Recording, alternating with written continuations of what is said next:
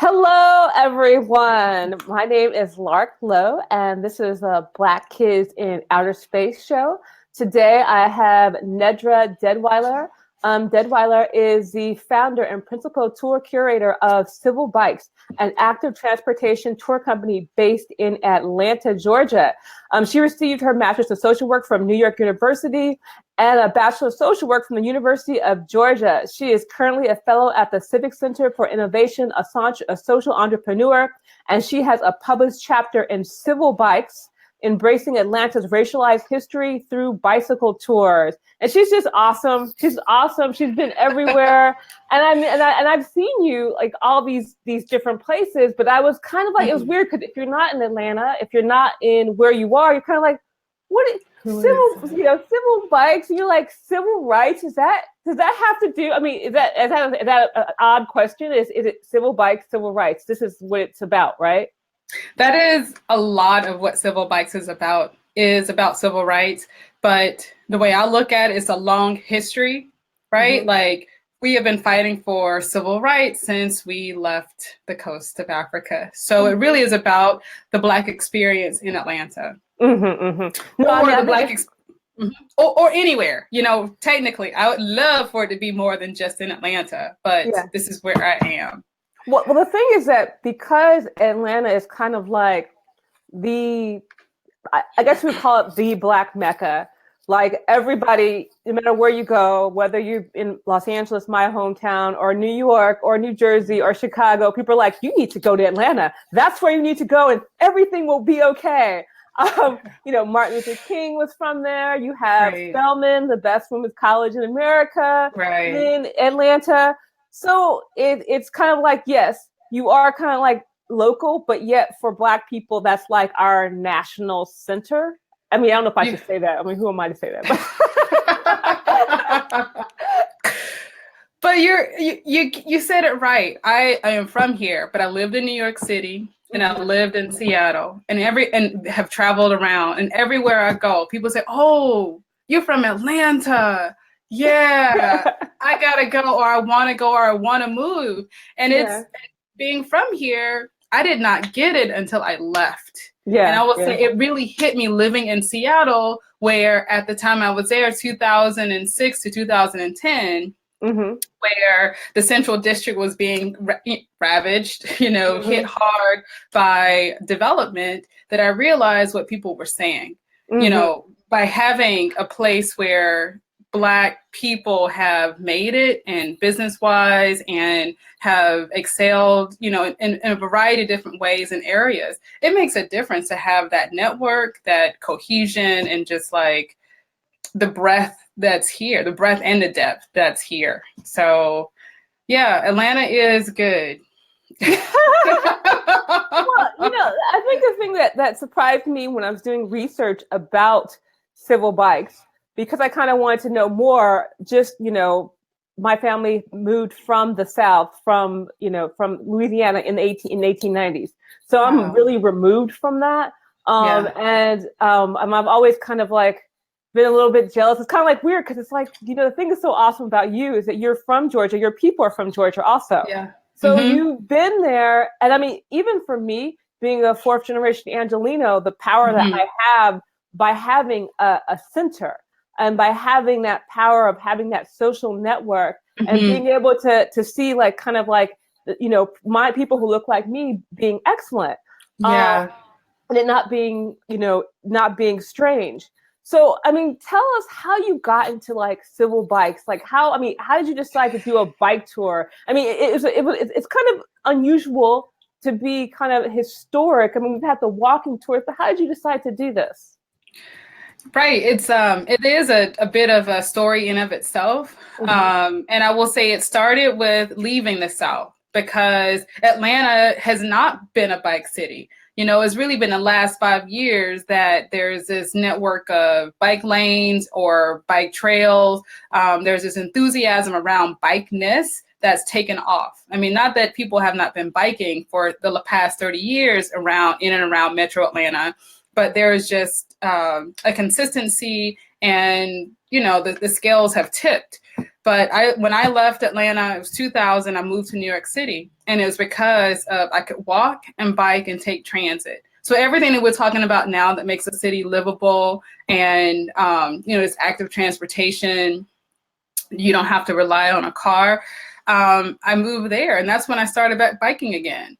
But it wasn't until I lived in Seattle that I gained this awareness of like the mobility of being able to ride a bike, what that can do for me, like emotionally, spiritually, connecting me to my surroundings, just really being grounded in that. But it wasn't until I came home. I enjoyed that. I love that lifestyle, just the freedom. And I will say I didn't realize some of the layers of things that I feel like that I'm aware of now. I was unaware of it when I was biking, between New York and Seattle. But coming back to Atlanta and reconnecting to place, it was the thing that I realized that was most important about this city, which was the civil rights story. It was the journey of, African Americans from slavery to now. And it was all those things and trying to understand my city that was being, in some ways, dismantled, it was changing. What would be the best way to communicate this story? And it was traveling to Alabama. Yes, Alabama. Alabama, a neighboring state, but they've done a really good job of like marking all the stories related to civil rights, to the Confederacy, and to the Native American experience. And so by having those, I don't think markers really do a good job. However, that something happened in this place. And here in Atlanta, you don't really see those markers. Some buildings don't have, they're historic, they have a deep story, but that is still relevant today, but we may not know what that story is because it doesn't have a historic marker. It doesn't have, it hasn't been preserved. It's deteriorating in place. And so with all of that, that really propelled me to say, I want to do something I love, which is I love riding my bike. And I like, it's not that I really enjoy, say, being in front of people, but what I enjoy is the coming together of story to a new person that like takes that and it like, that story has another life. And to me, that's the beautiful part about it. Well, I think, do you feel that with Atlanta, because it's been successful, because you have successful, you have like the neighborhood, like a Sweet Auburn neighborhood, like the historic, where Black businesses, do you think people at one point didn't want to remember because it brought back bad memories? And because we're successful now, so I don't want to talk about this. I think it's important. Like for me, when we forget who we are, then we forget who we are. But, Right. Especially in times like this, do you think maybe that's why Atlanta didn't have that desire to, because that's still living there. It's still like breathing and living and transforming. And they're like, that's the past. I don't want to go there. Do you think that has anything to do with it? I think that's a lot of it. I don't know exactly, but I feel like you really pointed out and identified something that a lot of people feel like we've gone beyond that. Like this was hip hop music. There's so much other things that are happening now that people feel like we have moved on. And maybe there was like, I don't know if there was some shame involved, because Sweet Auburn, it was left to, hey, Dulcie.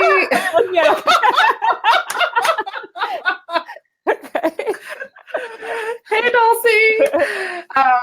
I think that there was definitely a distancing because people who had wealth or class or some mobility had left the city. So the city became a place that was like, poor, had a connotation to it.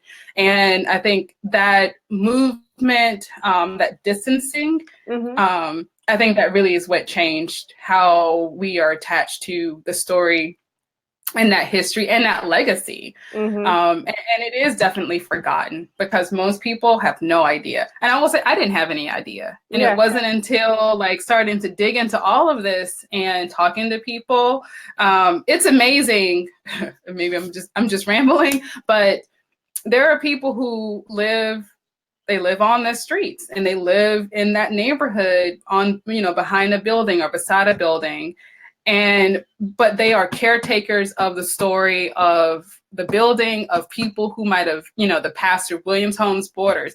There are people who yell out to me like, I know this story, and they will, they'll tell it to other folks. So it's something where the people who have always been in this city that never left are very proud. They're very proud, and they feel like that city is their legacy and it's their responsibility to tell that story. So there are some people, and they don't have a position, they don't have money, they don't have power, but they still hold on to that story.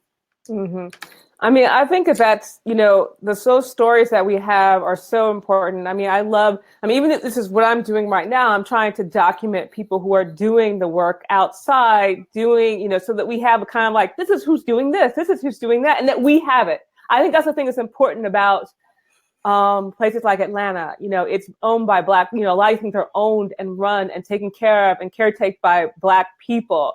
And I think that kind of gives a different feel. I think that's why people love Atlanta so much. They're like, you're Black and you can go there and everything will be great. I mean, I know that's not always like, it's not like this. I mean, this thing is so bizarre. When I was looking up Atlanta, I was like, there are white people in Atlanta. Like, it just like, it like confused me, because I was like, I never even considered that there were white people there. I just assumed that everybody was Black. It was like, like a Southern Wakanda. I just thought nobody was. I truly know. It's kind of like I was like, I'm going to ask her about gentrification, because the history of Atlanta, the segregation. I'm like, it never clicked in my mind. There are white people in Atlanta. So I mean, is there gentrification happening? What's happening? Oh yes. yeah. Yes, it's happening. It has gentrification. The big G is now happening in Atlanta. I feel like it was saved a little bit, but it is one of the cities, like Detroit is probably going to hit that next. LA, like there are some cities that's right now where it's starting to hit and expand. And for Atlanta, it's really been the Beltline that is a great project, has also accelerated development, residential development, businesses that are deciding to relocate in the city, folks who might be more comfortable in the suburbs or deciding they want to live in the city. What's a grapevine? Just so you tell the grapevine. The grapevine, what you just said. Oh, what do you mean? Say it again? Or you said something about there was some kind of development that was happening. It was the Beltline. I'm sorry. Okay, I'm sorry. Okay, no. Yeah, sorry. Not the grapevine, but I was like, wait a second. Maybe there is a grapevine. That. It was me who misheard it. Yeah, it was the Beltline, and BELT line, and it's like a 22-mile ring around the city. It's connecting a number of neighborhoods. It's on an old railroad corridor. As you know, like railroads is what made Atlanta. And so like brought us out of the Civil War. It's now bringing us out of the housing crisis, because I'm sure we're in the top 10 for housing development once again. But all of that, a lot of development is happening in the city. So neighborhoods from the north to the west, and now so there's the East Side Beltline, and it's definitely changed like East Side neighborhoods. So like Candler Park, Inman Park, Kirkwood, Edgewood, those communities. Sweet Auburn is a part of that East Side, along the East Side Beltline. So those neighborhoods have really elevated in terms of how much property costs, how much if you want to rent a space, the price of that. And just like, so that's changed. Economics of the neighborhood has changed. Now we have the West Side Beltline, which that's where the West End is located, Westview, Southwest Atlanta, Cascade, going out towards College Park. So those neighborhoods are now starting to feel pressure. Okay. And which is close to the Atlanta AUC, where Spelman and Morris Brown, like all those historic Black colleges are located. So you're starting to see more white people, not just living on the east side, but now living on the west side. There's a lot of investment that's happening in Northwest Atlanta, which is right next door to that west side Beltline. It's on, I guess, the west side where like the stadiums are located, and a lot of those properties might have been empty, or, you know, housing density is pretty low. A lot of poverty, you know, high poverty, crime, like all of that, of course that goes together. But, you know, that neighborhood has been bisected by the stadiums. You know, all the stadiums are right there. And then a state highway that's about 6 lanes. So it's been really hard. They're on the other side of the city. And so that neighborhood is now being purchased by investors. So so the city, the composition of who lives here, how much money they have, like Atlanta has always been an affordable city. And now like $1 does not mean $1. If something costs $1, it's really about inflation. I don't know what that inflation rate would be. $1.50 is getting expensive to live here. And it's like, it's in the South. It's like, I mean, kind of like, you know, I remember at one point I wanted to live in New Orleans, and I realized that I could not afford to live there because the cost, the thing is that your pay in the South does not seem to be catching up with the cost of the housing.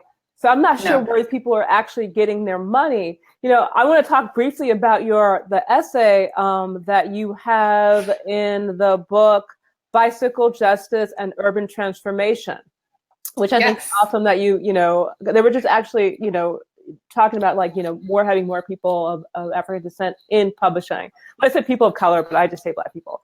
Yeah. So, talked about the creative class. Is the creative class, is it diverse? Is it white? Is it Black? Is it both? Do you have like people who are outside the Black and white paradigm? Is it? Yeah, I mean, Atlanta has become more of an international city. You know, large and by far, Metro Atlanta is segregated where people live in Metro Atlanta. You know, Koreans live in one place, Latins live in another place, Blacks live here, whites live there. And then coming in town, inside of the perimeter, that's 285, one of our major highways. The neighborhoods are now diverse. They might have been majority Black. They are now pretty diverse. And so the creative class that is here, we have a tech school, which I would say is a part of furnishing us with a creative class. And from that, we have a number of startup. We have a very strong startup community. And I think I heard recently on the radio, like we are probably number one in terms of startup community, you know, in compared to other cities. And so with that sort of like skill set, we have a number of art schools. So there is diversity in that creative class. However, the majority of folks who are in the creative class probably are not Black. They're not Asian. They're not, you know, they're not Latin. And then that would be still a newer element into the city. That's not necessarily a part of pre-existing communities. And so you still have a new influx of people that are pushing on, you know, making more demands of public space, demands of choices of development, choices of what the city is looking towards, because they're looking for economic development. You know, they're not looking to, I don't know, they're cutting costs versus like putting more money towards affordable housing, which is a failure because of what our city was. So we're not taking care of residents who are already here. And that's where the problem lies, is that there are existing residents who've always been a part of the city and really do hold that legacy because they have been here, they've persisted. So there's just an imbalance in whose voices get heard, an imbalance in who demands, are fulfilled. Mm-hmm, mm-hmm. And let's let's talk a little bit about you, because I don't like to keep people too long, but we want people to be. Sure. We're getting so much information, and I was so interested in Atlanta, and I'm really happy to be able to showcase people from different parts of the United States. So I hear that you're a fellow at the Center for Civic Innovation, talking about that kind of creative class, which you clearly are part of. You're local, but you got in there. So can you tell me a little bit about that? Yeah. I will just say about the Center for Civic Innovation, for me has been a lifesaver, because I've been a part of a community of other social entrepreneurs that I would not have been a part of. Mm-hmm. And it makes my crazy seem less crazy, because when you're trying to do a project and you're doing it by yourself, there are a lot of walls that you hit. So that's been a lifesaver. But it's also, they have provided a place in the city where we've talked, because we just came through an election season where we had to elect a new mayor, and really right. We got Keisha. We got a mayor named Keisha.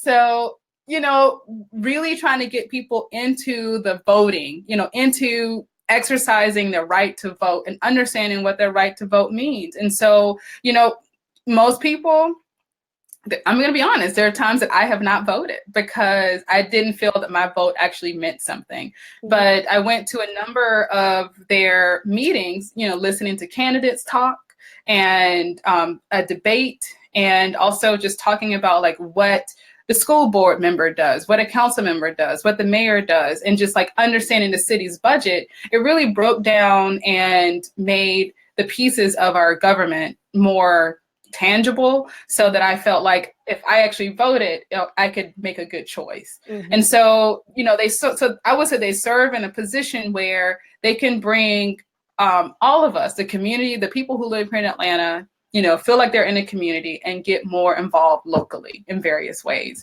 And so this fellow program, they give us, we understand business development, we understand how to talk about, funding, and talk to folks who might want to give us money, how to make a pitch. Mm-hmm. We are able to test our products, to isolate it, and then, put some measurements behind what we're doing. So I got a chance to test out a new tour design, and to see if it actually, will this be meaningful? Will this make people's experience, all the metrics that I wanted them to feel and to gain from it, were they able to get it? And so that was, for me to be able to test a product was definitely helpful. Mm-hmm, mm-hmm. No, that sounds wonderful. And I could tell that you're getting support. You were already out there, but it's because you're kind of doing an unusual thing. So it's kind of good, but it's always been interesting. I've liked your logo and all that, even though I'm not in that area. I was just kind of oh, that seems cool. What is this? I need to send you a T-shirt. I'll wear it here. How can we, you're getting support, but, because just to wrap this up, how can we support you? And what are some thoughts that, how can we support you? And then tell us your last thoughts. Yeah. What do you want to leave us with? How to support, hey, come to Atlanta, come on a tour, tell folks about us, share a page on the various social media outlets. Mm-hmm.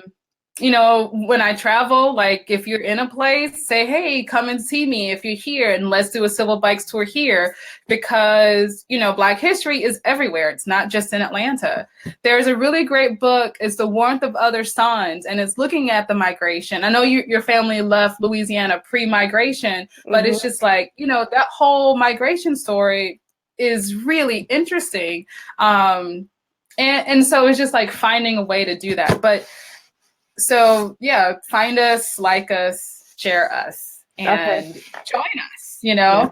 And then my last thoughts is, I feel like it took me long enough in my life to embrace the things that really frustrated me about my family, because large and by far, me doing this, it comes down to family. It comes down to listening to my grandparents talk, observing their life, how they cook, how they talk, the things that they did, their character, the people who they interacted with and how they interacted with, just like really watching their lives and my other family members.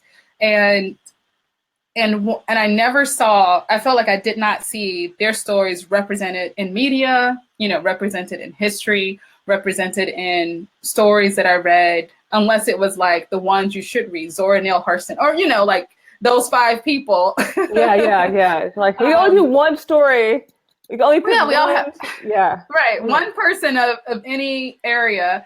Yeah. But like, listen to what your family is telling you and like start recording, pull out a camera and press play, write it down, the last words of your grandmother, your grandfather, your auntie, whoever, but like, get those stories and just like embrace it, get some photographs and just whatever you can accumulate, put them together and put them in archival material, because that is history. And if we don't hold our history, because a lot of our stories aren't necessarily in, written down in a book, we're not going to remember it. And so, those are my last words. Write it down and go on the tour and operation. That's the message to leave us with. I want to thank you so much, Nedra, and with Civil Bikes, and people say that. Yeah, I know, because it's kind of connected together. Because what your work you're doing is so very important. Just so you guys know, our next show, we're going to have Olivia Glenn from the New Jersey Conservation Foundation. So it's going to be pretty cool. We're coming back to the East Coast. But again, thank you so much, Nedra. And thank you, everybody who watched. You have a great, today's Tuesday. Have a great Tuesday. Yeah, you too. Nice to meet you. Okay, bye. Bye.